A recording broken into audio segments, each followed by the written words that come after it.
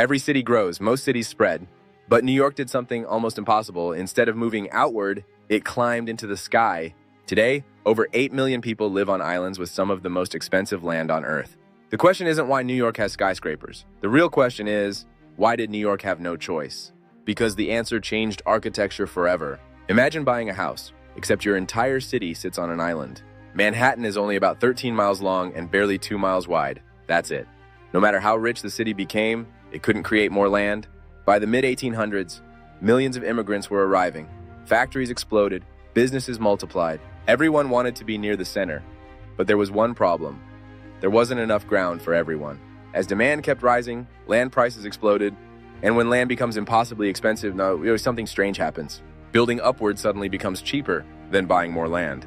But expensive land alone doesn't create skyscrapers. You need something beneath it, literally. Hidden below Manhattan lies one of the strongest foundations any city could ask for.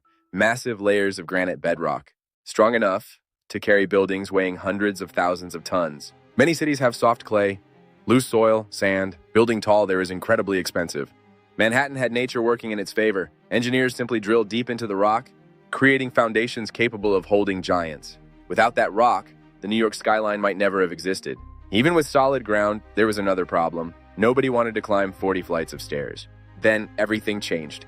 The elevator. When safe elevators became practical in the late 1800s, upper floors suddenly became valuable instead of useless. At the same time, steel replaced heavy stone. Buildings no longer needed thick walls to support themselves. Instead, steel skeletons carried the weight.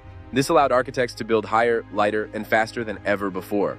Suddenly, height wasn't impossible, it became profitable. And once one company built taller, its competitors had to build even higher. New York entered a vertical arms race. Here's the part most people never think about. A small piece of Manhattan land can cost tens, sometimes hundreds of millions of dollars. Imagine paying that much only to build a 2-story building. Financially, it makes no sense. Instead, developers stack floor after floor, creating millions of square feet from the same plot. One expensive piece of land becomes offices, apartments, restaurants, hotels, and shopping. The taller the building, the more income it can generate. In New York, height became economics. Every extra floor was another stream of revenue.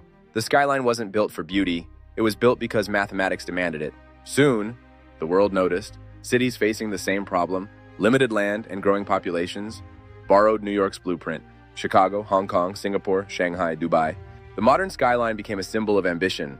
What began as a solution to a tiny island became the architecture of the modern world. Most people look at New York's skyline and see beauty, others see wealth.